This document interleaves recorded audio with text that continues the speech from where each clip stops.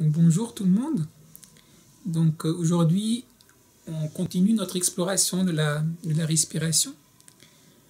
La dernière fois, on a travaillé sur la respiration diaphragmatique. Et donc là, en fait, on va commencer à explorer la respiration thoracique. Et c'est une manière de respirer qu'on travaille beaucoup en fait dans ma tradition de yoga, de Pondichéry. Et la chose la plus importante qu'on va faire aujourd'hui, enfin qu'on vient de faire dans notre pratique d'aujourd'hui, c'est qu'on a exploré en fait la respiration dans les trois parties des poumons. Le bas du poumon, le haut du poumon, pardon, le bas du poumon, le milieu du poumon et le haut du poumon. Et dans les prochaines sessions, après, on va particulièrement s'attarder en fait sur les différentes parties. Donc après, ça sera le bas, le milieu, le haut, et puis après, on va mettre tout ça ensemble. Donc on a pratiqué un tout petit peu. Donc quelles sont vos observations, vos réactions par rapport à ce qu'on a fait aujourd'hui? Donc là, on a fait un peu le tour du propriétaire. On a commencé à découvrir qu'il y avait 3 étages. C'est un peu ça qu'on a fait. Pour moi, j'en ai une belle observation. Tu dis? J'en ai une belle observation. Oui, alors... La dernière fois, c'est que mes poumons ne me brûlent plus. Ah! Oui, alors ça, Corinne, peut-être aussi, ça c'est quelque chose d'intéressant. On avait parlé avec Alexandra il y a longtemps quand on faisait encore le yoga. C'est vrai que pour certaines personnes qui, si vous fumez et que vous faites tout ça, parfois c'est pas évident. Donc bon, pour les prises de conscience qu'on est en train de faire maintenant, il n'y a pas de problème. Mais les exercices de respiration plus poussés, il ne faut pas les faire que si vous fumez.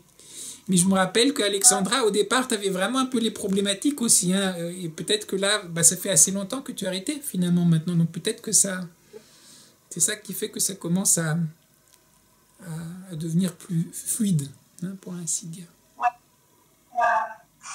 Est-ce que vous avez constaté quelque chose par rapport... est-ce que ça respirait pareil sur les 3 parties? Ou est-ce qu'il y avait des parties qui étaient plus faciles que d'autres dans votre respiration?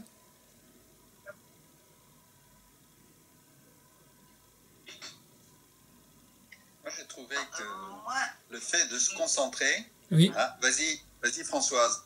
Non, vas-y. Je trouvais que le fait de se concentrer sur des zones différentes à chaque fois, on relançait le processus de conscience du corps et à chaque fois le mental n'était pas là. Et ça, c'est un plaisir extraordinaire. Merci Christophe. D'accord. Et Françoise, donc tu avais aussi une réaction? Je n'ai pas ressenti véritablement de différence entre les 3 parties. Par contre, il m'a semblé que ma respiration devenait plus, je veux dire, légère au fur et à mesure des différentes étapes. Et que ça me donnait une sensation de légèreté. Une chose que je crois qui sont peut-être en commun dans ce que dit Françoise et ce que dit Maurizio, je crois, c'est le fait aussi de toucher. Et puis je vous ai donné le rythme pour respirer. Donc quelque part, le fait de toucher, c'est comme bercer. Donc plus on touche, donc il y a cette conscience, il y a la chaleur aussi dans les mains qui sont chaudes, donc on sent les poumons qui deviennent chauds. Donc petit à petit, en fait, on s'apaise. C'est comme un bébé, on le touche, il s'apaise. D'une certaine manière, on s'apaise. Et donc qu'est-ce qui se passe? Notre respiration aussi naturellement, elle devient plus lente.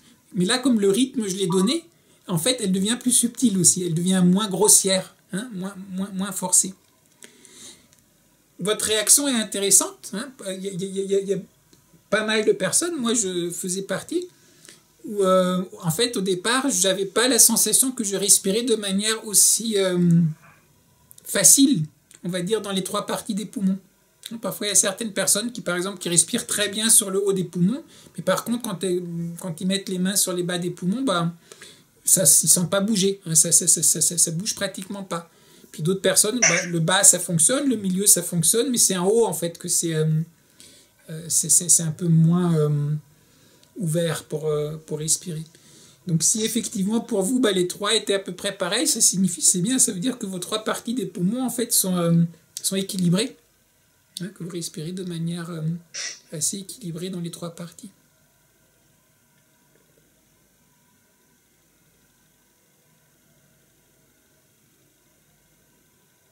Alors dans ce qu'on va faire la prochaine fois, donc quand on va vraiment explorer les différentes parties, ce qui peut être intéressant, et ça n'oubliez pas, vous avez la vidéo qu'on avait faite pendant le stage sur la respiration, et puis j'avais montré aussi un exercice où on était allongé, Kaya Kriya. On est en train d'abord de tourner les pieds, puis on tourne les mains, et puis on tourne la tête, puis on tourne l'ensemble du corps. Donc vous pouvez aussi utiliser après cette respiration les différentes parties des poumons pour relâcher les différentes parties du corps. Et en même temps, les 3 différents étages sont liés à 3 aspects de notre être. La respiration sur le bas, elle est surtout en train de stabiliser votre corps physique. Donc le fait de bien travailler sur la respiration des bas de poumons, genre vous centrez, vous stabilisez dans votre corps. Quand vous arrivez à bien respirer au milieu des poumons, ben c'est vos émotions, vous avez le cœur qui est là. Donc là, vous allez avoir un effet en fait, de stabiliser, de calmer, en fait, d'ouvrir vos émotions. Et le haut des poumons, là, c'est plus sur le niveau mental, qu'on arrive en fait un peu à ouvrir, à stabiliser.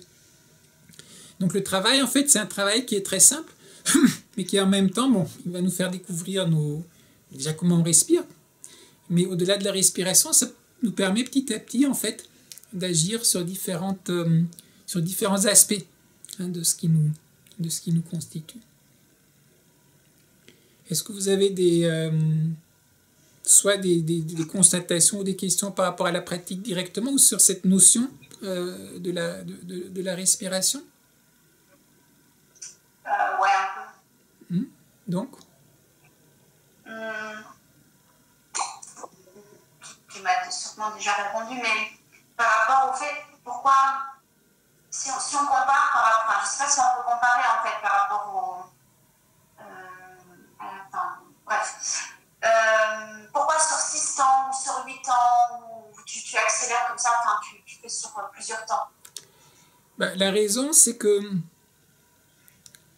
quand on est, on va dire, pas calme, quand on est un peu, on est énervé, on est excité, on a peur, on est essoufflé, notre respiration devient irrégulière. Si vous avez envie, vous pouvez essayer là, commencer un peu à respirer. Respirez un peu comme ça, et tout de suite, vous allez commencer à sentir qu'à l'intérieur, vous n'êtes plus calme non plus. Vous commencez à être complètement déstabilisé. Même si vous commencez à respirer, vous commencez même à paniquer d'une certaine manière, rien que le fait de respirer comme ça. Et contrairement, quand vous êtes bien, naturellement, votre respiration va devenir très calme et très lente et très profonde. Mais ça marche dans l'autre sens, ce que je viens de vous dire. Si vous commencez à respirer comme ça va induire un certain état aussi à l'intérieur par rapport à vos émotions, par rapport à votre mental. Donc là, l'idée, c'est de dire, la première chose pour nous stabiliser, pour nous poser, c'est ce qu'on appelle dans le yoga Sukha Pranayama, c'est de mettre en fait la même durée d'inspiration et d'expiration. Pour l'instant, on ne s'occupe pas de la petite pause entre l'inspiration et l'expiration, parce qu'on pourrait retenir l'inspiration, et puis on peut retenir après l'expiration. Donc pour l'instant, on ne s'intéresse pas à ça. Mais déjà, ce qu'on essaye de faire, c'est qu'on essaye de mettre en fait un rythme égal sur l'inspiration et l'expiration. Et comme ça, en fait, par exemple, quand on est un peu énervé ou quoi que ce soit, le fait de le faire, tout d'un coup, déjà la respiration, on la dompte un peu. Et en domptant un peu la respiration, en fait, après le reste aussi, petit à petit, va commencer à se poser. Maintenant, pourquoi est-ce que moi je prends 6 ? Alors, il y avait certains étudiants qui avaient un peu du mal parce qu'ils respiraient de manière très très superficielle. Donc vous pouvez prendre 4, peu importe. Vous pouvez prendre, si 6 c'est pas assez, vous pouvez prendre 8 ou 10 ou 12, peu importe. C'est juste pour avoir en fait une mesure, pour avoir la même durée. Pourquoi moi je prends 6 ? Alors là pareil, on peut adapter, on peut le compter un peu plus vite ou un peu moins vite. C'est que 6 c'est pratique parce que regardez, si je fais sur 6 temps, comme il y a 3 parties des poumons, après, quand on va mettre les 3 parties ensemble, ça nous permettra de faire 1, 2, 3, 4, 5, 6. Que si je vous mets 8 pour diviser 8 en 3, c'est un peu compliqué. La même chose quand on va explorer un peu la respiration sur les bas des poumons, enfin sur les différentes parties des poumons, on va aussi voir qu'il y a le devant, mais il y a sur le côté et derrière. Donc à nouveau, il y a 3 parties. Donc si on fait la respiration en comptant avec du 6, on peut faire 1, 2 devant, 3, 4 sur le côté, 5, 6 derrière. Mais si je le fais sur du 8 ou sur du 10, C'est un peu plus compliqué. Donc c'est juste la raison pour laquelle j'aime bien utiliser 6. Mais donc la chose la plus importante pour vous, prenez le compte qui est bon pour vous, mais ce qui est important, c'est d'avoir le même temps d'inspiration et le même temps d'expiration. Et probablement, alors je vous pose la question, qu'est-ce que vous avez observé? Donc on a compté, et puis après, à chaque fois qu'on a fait la petite pratique, je vous dis, on croise les mains, hein, on fait Yoga Mudra, et on observe. Qu'est-ce que vous avez observé quand on a observé? Françoise a déjà donné une indication de ce qu'elle a observé, c'est qu'elle avait l'impression que ça devenait, à fur et à mesure, de plus en plus subtil. Est-ce que vous avez observé autre chose? Oui, le silence. Une conscience du silence tout à fait différente. Et déjà, ça l'avait fait un peu la semaine dernière, quand on a travaillé sur le ventre. Déjà, j'avais commencé à sentir ça, et aujourd'hui, c'était amplifié. On sentait que j'étais déjà sur la route, que je connaissais le chemin, et j'y suis allé de manière plus facile. Et donc, silence, probablement, c'est aussi, ce que disait Françoise, la respiration devient plus subtile. Donc, c'est plus silencieux. Et donc, en même temps, probablement, même pendant la période d'observation, donc où j'étais pas en train de compter, on était juste en train de ressentir, en fait, le travail, vous respiriez de manière probablement plus ou moins régulière. Bien sûr. Hein, parce qu'on a lancé le rythme. Et en fait, même après, quand on ne le fait plus de manière consciente, ce rythme continue. Et après, justement, on peut même se détacher petit à petit de ça. Et ce qu'on a fait à la fin de la pratique, même on détache même son attention, la respiration en tant que telle, on l'ouvre même encore plus grandement. Donc en fait, c'est juste au départ pour se mettre, on va dire, dans le bain, pour se poser, pour se stabiliser. Voilà, on donne. Et après, petit à petit, en fait, c'est naturellement que la chose se met en place. Mais en fait, c'est pourquoi, alors par exemple, tu vois, quand tu pratiques le Qigong, la différence entre en Chine en fait et en Inde, enfin, par rapport à ça, quand tu pratiques le Qigong, tu ne comptes pas dans ta tête. Non. Tu fais par exemple, tu fais le Red Sandpan, tu respires, tu montes, et ça peut aller jusqu'à ce que tu ne puisses plus monter en fait dans ta respiration. Tu redescends. Pourquoi en fait là, on compte en fait? Toi, c'est ça que je... C'est juste une manière de travailler différente. Ouais, mais d'accord, mais pourquoi en fait? C'est ça ma question. Pourquoi ils font comme ça? Parce que tu as différentes manières d'aborder les choses. Une des réponses qu'on peut donner, normalement, quand tu fais les Qigong, tu bouges. Donc en fait, ce qui te donne le compte, c'est quand je suis en train de monter mon bras, je commence la respiration quand je suis en bas et puis j'arrête quand je suis en haut. Donc tu n'as pas compté, mais en fait, si tu veux, c'est tes bras qui montent qui sont en train de compter en fait.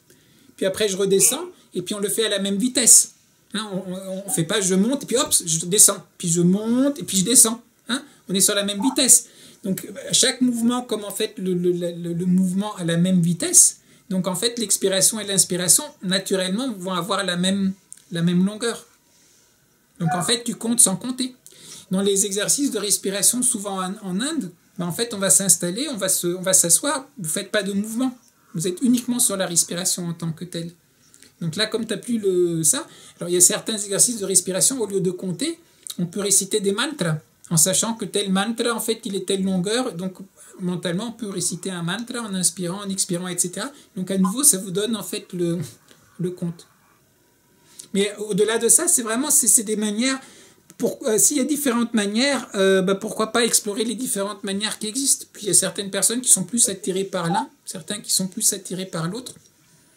Donc pourquoi dessiner avec un pinceau plutôt que de dessiner avec un crayon ou avec le charbon, hein, il y a les différentes manières de faire, c'est toujours du dessin. Mais c'est pour amener à la même chose, c'est ça que je veux dire. Oui, c'est juste pour l'instant. Pourquoi? C'est déjà prendre conscience de la respiration, parce que beaucoup de personnes, en fait, déjà on respire mal. Donc il y a déjà le côté physiologique, hein, qui est le fait de bien oxygéner. Le fait aussi, si vous respirez profondément, ça va donner un massage à tous vos organes internes. Hein, puisque d'abord, quand vous remplissez bien vos poumons, Je crois que normalement, la plupart des gens, on respire à 1/3 de sa capacité pulmonaire. Donc votre poumon, il s'ouvre un tout petit peu, il s'ouvre pas beaucoup. Si maintenant, vous voulez 2 autres tiers, vous remplissez, donc votre poumon, il s'ouvre beaucoup plus. Si votre poumon s'ouvre plus à l'intérieur, il va comprimer tous les organes à l'intérieur. Et puis après, quand vraiment vous expirez complètement, il va devenir tout petit, il donne la place aux organes. Donc c'est comme si vous donniez un massage à tous les organes en fait à l'intérieur de votre cage thoracique. Donc au-delà du côté, on va dire, de respiration en termes d'oxygène, ben, le fait de respirer profondément, vous faites tout un travail en fait de massage interne, hein, si je puis dire comme ça. Ça, c'est les niveaux plus physiologiques. Après, petit à petit, vous commencez à vous rendre compte, mais ça, c'est quand on médite. Donc, on n'est pas obligé de travailler bas des poumons, au milieu des poumons et haut des poumons.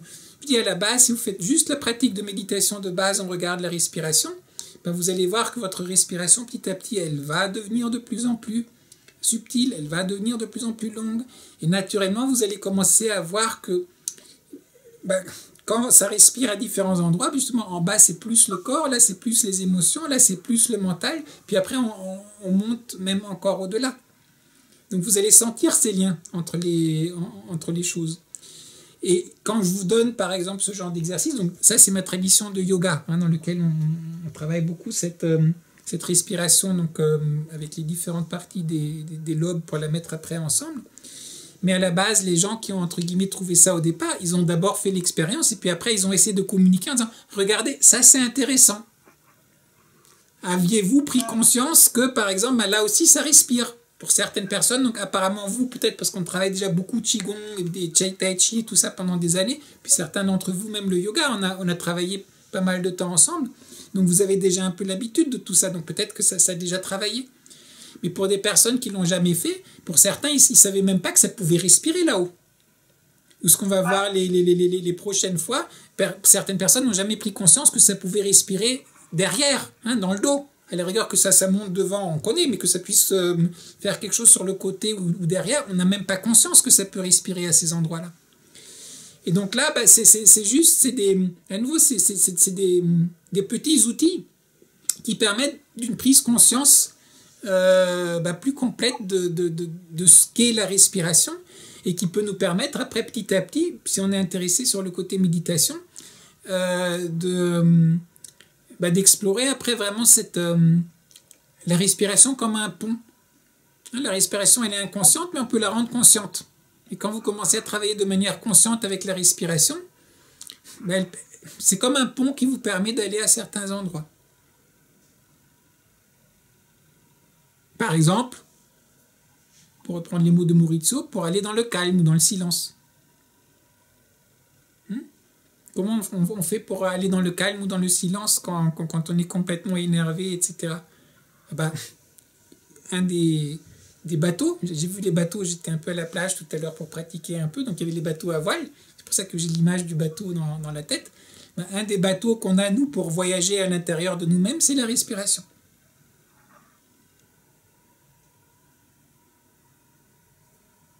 Donc tu vas nous reproposer des cours de yoga en début d'année. Mais pour l'instant, déjà, je trouve que c'est très utile, effectivement, de faire ces liens pour ceux qui sont intéressés. Et c'est vrai qu'après, dans le yoga, ce qui est chouette, bon, après, il faudrait voir si on a une salle et des choses comme ça, mais il y a tout un travail après aussi de posture, etc., qui aide certaines personnes qui sont bloquées dans certaines parties des poumons, etc. Justement, il y a des postures particulièrement, ça s'appelle des hatenas, qui sont des postures qui aident à ouvrir justement les poumons à ces différents endroits, à prendre conscience, etc. Donc il y a un très très beau travail. Et puis ce qu'on va voir aussi dans quelques séances, une fois qu'on aura fait un peu le tour des respirations, on va voir aussi avec les différents mudras pour la respiration. Et puis on va rajouter aussi les sons, parce qu'il y a un très très beau travail avec les sons. Donc Corinne et Alexandra connaissent déjà parce qu'on avait travaillé sur ça justement dans le yoga. Donc oui, il y a des très très très très belles choses à explorer. Mais en même temps, juste pour peut-être répondre un peu à la question d'Alexandra, il y a des personnes par exemple qui aiment beaucoup l'approche yoga, il y a des personnes qui aiment beaucoup l'approche Qigong Tai Chi, il y a certaines personnes qui aiment beaucoup les deux, mais certaines personnes en fait n'aiment pas l'autre approche.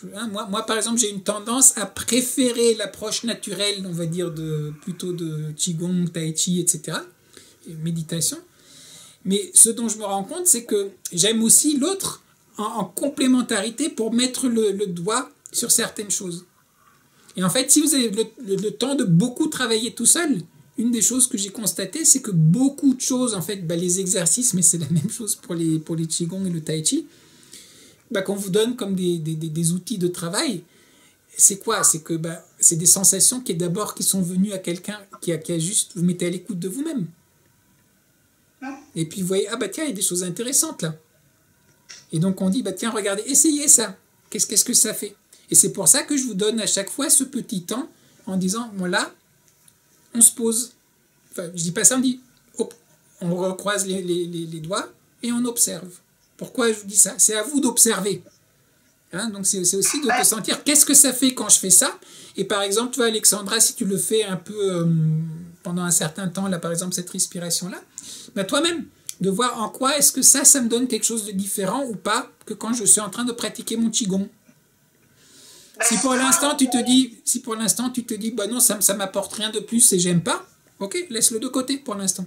Si tu dis, tiens, ça m'apporte un truc, soit en tant que tel, ou alors en termes de comment je peux pratiquer. Par exemple, je ne peux pas aller dehors parce qu'il ne fait pas beau, ou il fait super froid et je suis sous ma couverture. Sous ma couverture, je peux explorer, par exemple, le travail avec les mains sur la respiration. Donc ça peut être aussi à des moments différents, quand on est dans des endroits différents, dans des conditions différentes, soit on sort une chose, ou puis on sort autre chose. Et je t'ai interrompu. Oui, non, mais tout à fait, c'est vraiment ça, c'est parce que tu vois, en fait, au tout début, quand j'ai pratiqué en fait, cette respiration, moi, je ne savais pas respirer, on est d'accord, j'étais bloquée en fait, dans la respiration. Donc, quand je le faisais, j'avais l'impression vraiment, au tout début, maintenant, mais au tout début, j'avais vraiment l'impression d'être essoufflée. Alors que Maurizio, on a quelque chose de silencieux, de profond, on est bien, mais quand la personne, elle ne sait pas respirer et qu'elle apprend comme ça, c'est vrai que c'est bien aussi d'apprendre comme ça. Enfin voilà, c'était pas pour faire de comparaison et puis de dire que l'un est mieux que l'autre, mais juste pour dire qu'au tout début, quand je respirais avec une main comme ça, moi, ça m'essoufflait en fait. Oui, tout à fait. Voilà. Et c'est pour ça aussi, toi, c'est le moment où on fait quoi. C'est pour ça que, par exemple, moi, personnellement, je trouve qu'une belle manière de commencer pour des gens qui n'ont pas travaillé quoi que ce soit, c'est de commencer un peu avec des Qigong ou du Tai Chi, où juste on bouge naturellement, puis on force pas trop, on descend pas trop. Donc déjà, on commence à bouger, on commence à respirer, on commence à harmoniser un tout petit peu. Et puis petit à petit, en fait, on peut aller de plus en plus loin. Et effectivement, ce qu'il ne faut pas que ça devienne, qu'on soit bien d'accord là-dessus, sur le rythme, par exemple, que je vous ai donné, là, j'essaie de prendre un rythme qui correspond à tout le monde. Un rythme un peu moyen. Mais il ne s'agit pas de se mettre un défi. Genre 1, 2, puis à 3, déjà, vous n'arrivez plus à respirer, puis il faut aller jusqu'à 6. Donc, le rythme, là, c'est juste pour avoir un rythme. Donc, si vous sentez que quand vous arrivez à 2, déjà, vous ne pouvez plus respirer, en fait, c'est trop, alors faites des rythmes de 2-2. J'avais une amie qui n'arrivait pas à aller au-delà de 2 au départ. C'était bloqué, elle ne pouvait pas plus. Donc, quand on faisait les cours, c'était un peu... je ne pouvais pas faire du 2 pour tout le monde, parce que c'était... elle respirait vraiment de manière très superficielle. Mais je lui ai dit, écoute, ce que tu peux faire pour t'entraîner, quand tu marches, par exemple, comme Maurizio, tu vas marcher sur la plage, vous faites le golf, vous vous promenez, en marchant, faites sur des pas. J'inspire sur 2 pas et j'expire sur 2 pas. Puis après, petit à petit, j'inspire sur 3 pas et j'expire sur 3 pas. Et après, j'expire sur 4 pas et j'expire sur 4 pas. Et comme ça, en fait, vous pouvez faire, donc en Inde, on va appeler pranayama, le travail avec le souffle. Donc en fait, vous pouvez le faire, vous marchez, vous faites, on ne voit rien de l'extérieur, et puis de toute manière, il faut qu'on marche, il faut qu'on fasse les courses, etc. Et de temps en temps, vous le faites. Et cette amie, en fait, elle avait fait ça. Et en le faisant, petit à petit, en fait, sa capacité pulmonaire a augmenté. Donc elle est passée du 2-2, elle est passée petit à petit à du 4-4, et puis petit à petit à du 6-6, etc.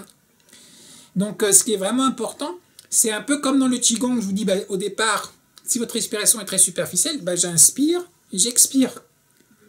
Si après votre respiration devient très très lente, ok, peut-être que j'ai juste monté comme ça, on va la ralentir. Quand on le fait ensemble, c'est toujours moi qui dois vous donner un peu un compromis pour tout le monde.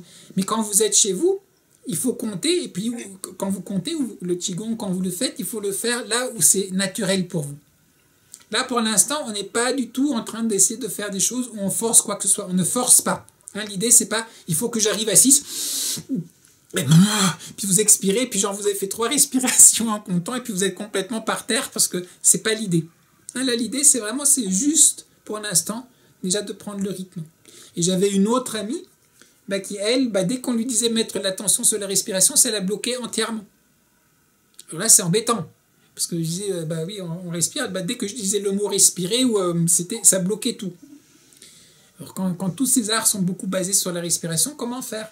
Là, par exemple, ce qu'on avait fait au départ, on a travaillé un peu des chants et des choses comme ça. Parce que dès que vous chantez, vous êtes obligé de respirer. Mais c'est le chant, en fait, qui vous oblige, en fait, à donner une certaine structure dans votre respiration.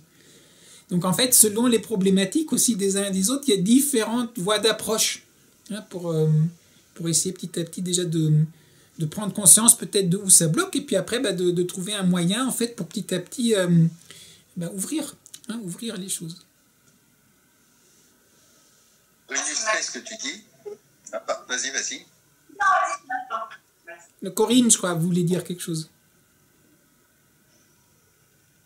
Oui, parce que tu disais sur 6 temps, souffler et respirer 6 temps, mais pour vider sérieusement, il ne fallait pas faire plutôt 6 temps. Alors attends, respirer sur 4 temps et souffler sur 6 temps pour bien vider. Oui, ça existe aussi. Mais c'est peut-être pas le but de cet exercice, en fait. Voilà, c'est pas le but par rapport à ce qu'on fait maintenant. Après, en fait, si vous voulez, dans les pranayamas, il y a plein de choses. Après, il y a des pranayamas où on va inspirer sur un certain temps, on va expirer sur un autre temps. Et il y a les pranayamas où on va inspirer, on va retenir la respiration, on va expirer, on va retenir la respiration, et on va re-inspirer. Il y en a d'autres où on inspire, on expire, après on retient la respiration. Il y en a d'autres où on inspire, on retient, puis on expire, on inspire, et puis les rythmes changent, etc. Quand je vous dis que la respiration, c'est un bateau, qui peut vous mener à plein d'endroits différents. C'est vraiment selon la manière dont vous allez respirer. Hein, en yoga, on a fait aussi la respiration, on l'appelait la respiration du chien. Hein, vous vous rappelez, c'est avec le diaphragme. Ça, par exemple, ça peut vous recharger votre énergie en très rapidement. Donc, il y a certains effets. D'autres respirations, au contraire, elles vont vous calmer ou elles vont vous recharger à long terme. Donc, selon les rythmes qu'on va prendre, selon ce qu'on va faire, on va travailler en fait sur des choses différentes. Après, la respiration aussi, je sais pas, sur le côté droit, sur le côté gauche, ou inspirer à droite, expirer à gauche, ou inspirer à gauche, expirer à droite. C'est extrêmement riche, en fait, on va dire la science ou l'art de la respiration.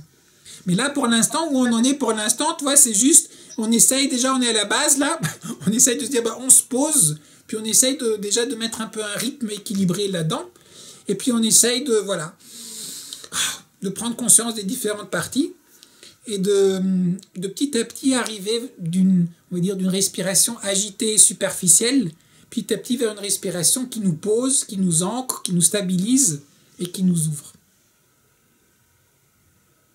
C'est vrai que là, l'exercice qu'on a fait, c'était plus dans la fluidité, moi j'ai trouvé. L'effet que ça me faisait, moi. Mais je me souvenais qu'on avait fait d'autres exercices de respiration avec toi. Donc c'est vrai que j'ai un peu tout mélangé. Non, mais c'est bien que tu poses la question. Il faut savoir, c'est vaste. Les choses sont vraiment très très vastes. Et d'une part, il y a une progression, on va dire, je dirais un peu naturelle dans comment on aborde les choses. Et puis après, il y a des situations individuelles. À certains moments, pour certaines personnes, certaines choses sont plus adéquates que d'autres.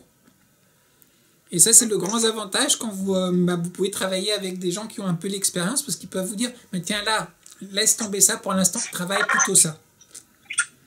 Et après un certain moment, quand on va à l'évolution, on dit, ok, peut-être maintenant tu peux revenir à ceci. Peut-être que là maintenant c'est intéressant. Hein, donc n'oubliez jamais, c'est pour ça aussi quand on fait les différents Qigong, etc., là Maurizio venait de venir, il a changé un peu son programme, il faisait un certain programme et puis là il a changé un peu. Donc voilà, donc vous aussi petit à petit on vous donne un peu comme ça un buffet. Hein, donc il y a des choses qui sont plus importantes que d'autres, il faut avoir toutes vos vitamines et puis tous vos éléments, etc., ça c'est important. Mais après vous pouvez varier votre régime, hein, par rapport à à ce que vous sentez avoir besoin en fait à un moment donné, vous dites là j'ai plus envie de travailler sur les Qigong des 5 animaux, j'ai plus envie de travailler les 8 pièces de Broca, ou j'ai plus envie de travailler mon Tai Chi, où là maintenant il fait froid dehors et puis je sens que toute la nature, même les arbres sont en train de perdre leurs feuilles, etc. Ils rentrent à l'intérieur d'eux-mêmes, donc moi aussi j'ai besoin de plus rentrer à l'intérieur de moi-même, et donc j'ai plus travaillé le côté méditation et plus le côté respiration, etc. Donc à nouveau, toutes ces choses qu'on partage, ne les prenez jamais comme des absolus de « Ah, maintenant on a vu ça, il faut que je le fasse tout le temps ». Non, là on partage, vous me voyez encore ou pas?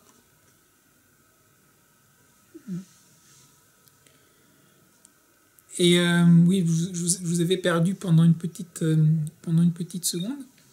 Et voilà. Et donc, et pourquoi est-ce qu'on prend le temps justement là de faire un peu les débriefings sur ces différentes pratiques? Et je crois que ça peut être utile aussi sur les amis qui regardent que sur Internet.